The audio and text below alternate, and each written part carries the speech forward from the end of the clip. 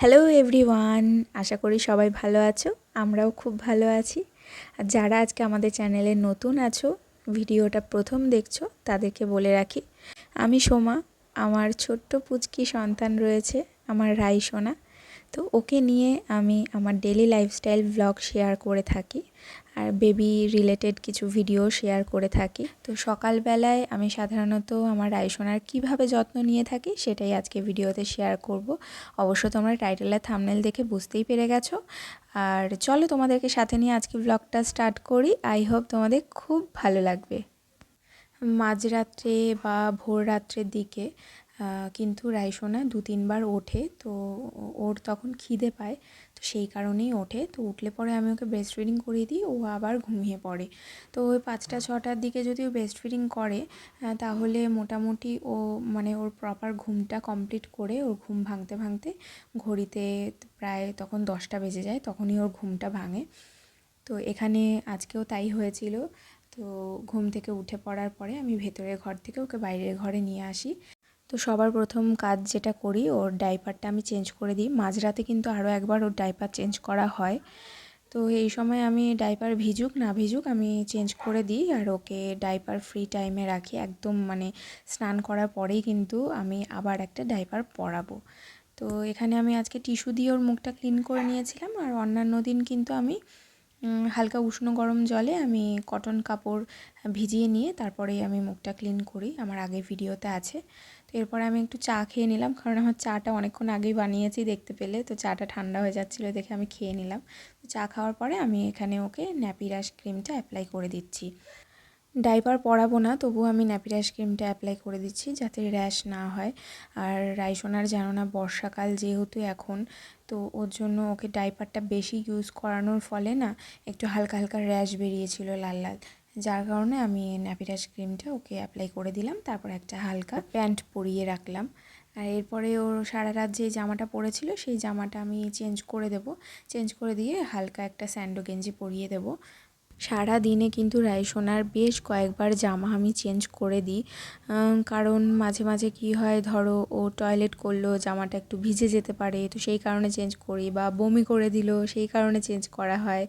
বা ধরো খুব ঘাম হচ্ছে, ঘামিয়ে গেছে, জামাটা ভিজে গেছে, তো সেই কারণেও চেঞ্জ করা হয়। এছাড়া সারা রাত ও যে জামাটা পরে শুয়ে থাকছে সেই জামাটা সকালবেলা চেঞ্জ করে দেওয়াটা দরকারি, কারণ আমরা বড়রাও কিন্তু সারা রাত যেই জামাটা পরে থাকি সেই বাসি জামাটা কিন্তু ছেড়ে ফেলি। আর একটা ফ্রেশ জামা কাপড় পরেই কিন্তু সকালে আমাদের দিনটা শুরু হয়। তেমনি একটা ছোট বেবির ক্ষেত্রেও কিন্তু এই সেম হাইজিন মেনটেন করাটা কিন্তু অবশ্যই দরকার। আর এটা কিন্তু ভালো অভ্যাসেও পরিণত হবে। এখন তো রাইসোনা উপুর হওয়া শিখেছে, তো থেকে থেকেই যখনই সুযোগ পায় এরকম উপুর হয়ে যায়। আর যত বড় হচ্ছে তত আমার রাইসোনা দুষ্টু হচ্ছে। তো এরপরে ওর চুলটাকেও আমি ভালোভাবে আঁচড়ে দিলাম। আর এখন আমি ওকে আবার ব্রেস্ট ফিডিং করিয়ে দেব। তো ব্রেস্ট ফিডিং করানোর পরে আমি এখানে একটু ওর সাথে খেলা করছিলাম। আর এরপরে আমি ওকে একটু বাইরে নিয়ে যাব। তো এই সকালের দিকে কিন্তু মানে দুপুর 12টার আগে যে রোদটা থাকে হালকা, সেই রোদ্রে কিন্তু বেবিদেরকে বের করালে কোনো মানে ক্ষতি নেই। তো আমি এই টাইমটায় ওকে বের করি। আর আজকে তো অনেক দিন পরে বের করলাম, কারণ সকালের দিকে না প্রত্যেক দিনই মানে প্রায় দিনই আমাদের কৃষ্ণনগরে এইদিকে বৃষ্টি হচ্ছিল, যার কারণে একদমই বের করা যাচ্ছিল না। তো আজকে ফাইনালি ওকে নিয়ে বেরোলাম। আর রাইসোনা তো বাইরে বেরোতে খুব পছন্দ করে, এই গাছপালা, তারপরে পাখি, এগুলো দেখতে কিন্তু পছন্দ করে। তো ওকে একটু গেটের বাইরেটাতেই নিয়ে আসলাম। নিয়ে এসে কিন্তু আমি ওকে ছোট ছোট জিনিস মানে জিনিসের সাথে ওর আর কি পরিচয় করাই। তো ওরা তো ছোট, ওদের মেমোরি কিন্তু খুব তাড়াতাড়ি লস হয়ে যায়। মানে লস মানে কি, ওরা মানে ভুলে যায়। মানে এই ধরো একটা জিনিস হলো, ওরা কিন্তু কিছুক্ষণ পরেই আবার ভুলে যায়। তো আমি প্রত্যেক দিন এই সেম জিনিসগুলোই দেখানোর চেষ্টা করি। তো আজকে যেহেতু আবার বেরিয়েছিলাম, তো ওকে যেমন ওই গাছটা নিয়ে আমি বললাম, এই দেখো এটা গাছ, এটা গাছের পাতা। আর এখন যেমন এই ফুল গাছের এখানে এই ফুলগুলো মানে খুব অ্যাট্রাক্ট করছিল রাইসোনাকে। তো এই ফুল গাছের সামনে এনে বললাম যে এই দেখো এটা ফুল, এটা দিয়ে পুজো দেওয়া হয়। মানে এরকম ছোট ছোট জিনিসগুলো আমি ওর সাথে কথা বলে বলে শেয়ার করি। এই যে যেমন রাস্তা দিয়ে গাড়ি গেল, গাড়ির দিকেও তাকালো, তো সেটা বললাম ওটা এরকম মোটর ভ্যান, ওটা গাড়ি, এইগুলোই আর কি। বাইরে বেশ কিছুক্ষণ সময় কাটানোর পরে রায়সোনা এখানে একটু মানে কান্না করছিল, তো ওর হয়তো আবার খিদে পেয়ে গেছিলো। আর এছাড়া কিন্তু আমি ওকে ব্রেস্ট ফিডিং করাই ওই 1 থেকে 2 ঘন্টা মানে ছাড় দিয়ে দিয়ে। আর তাছাড়াও ওর চাহিদা অনুযায়ীও কিন্তু আমি ওর ব্রেস্ট ফিডিং করাই। যেমন এখানে মানে মোটামুটি প্রায় 1 ঘন্টাও হয়নি, বাট ওর খিদে পেয়ে গেছিলো, যার কারণে কিন্তু আমি ওকে ব্রেস্ট ফিডিং করিয়ে দিলাম। তো ব্রেস্ট ফিডিং করানোর পরে কিন্তু রায়সোনা ঘন্টাখানেক ঘুমিয়েছিল।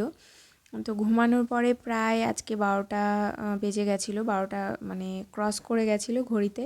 তো তারপরে ওকে আজকে যেহেতু সাবান শ্যাম্পু দেবো, তো তেল মাখানোর ছিল না, তো সাবান শ্যাম্পু দিয়ে ওকে স্নান করিয়ে দেবো।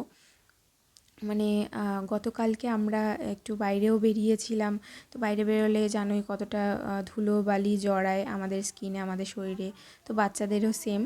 তো যার কারণে ভাবলাম একটু সাবান শ্যাম্পু দিয়ে দিই, এমনিতেও অনেক দিন দেওয়া হচ্ছিল না, এই কারণে। আর সাবান শ্যাম্পু দেওয়ার হলে কিন্তু আমি যেহেতু মায়ের বাড়িতে আছি, তো বাইরে এরকম কলতলা আছে, তো এখানে বসেই কিন্তু আমি ওর স্নানটা করিয়ে নিই।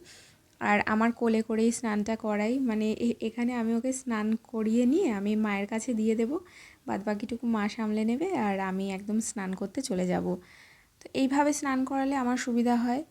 আর অন্যান্য দিন তো তেল মালিশ করাই, এমনি নর্মাল জল নিয়ে মানে গামলায় বসিয়ে ওকে স্নান করিয়ে দিই, ওটাতে অসুবিধা হয় না। বাট সাবান শ্যাম্পু দিতে গেলে একটু অসুবিধা হয়, যার কারণে আমি এভাবেই ওকে সাবান শ্যাম্পু দিয়ে স্নানটা করাই। প্রথমে আমার কোলে বসিয়ে ওর মাথায় শ্যাম্পুটা করিয়ে নিই ভালোভাবে, আর তারপরে এরকম কোলের মধ্যে শুইয়ে নিয়ে আমি ওর সারা গায়ে ভালোভাবে বডি ওয়াশ দিয়ে আমি পরিষ্কার করে নিই। আর হ্যাঁ, আজকে দেখতে পেলে আমি ট্যাঙ্কির জল মানে ডিরেক্ট ট্যাঙ্কির জলটাই কিন্তু ইউজ করছি। তো আজকে যেহেতু বললাম সকাল থেকেই রোদ উঠেছিল, তো জলটার টেম্পারেচারটা আমি চেক করে নিয়েছি, মানে একদম খুব গরমও ছিল না আবার ঠান্ডাও ছিল না, মিডিয়াম, যেমন আমি হালকা উষ্ণ গরম জলে স্নান করাই সেরকমই ছিল, যার কারণে আমি ডিরেক্ট ট্যাঙ্কির জলটা ইউজ করেই ওকে স্নানটা করিয়ে দিচ্ছি। আর সবশেষে কিন্তু আমি ওর মুখে বডি ওয়াশ দিয়ে নিই, আর পিঠেও একটু বডি ওয়াশ দিয়ে নিই। আর পুরো প্রসেসিংটা কিন্তু আমি একদম হালকা হাতেই করি, আশা করি ভিডিও দেখে তোমরা বুঝতে পেরে গেছো।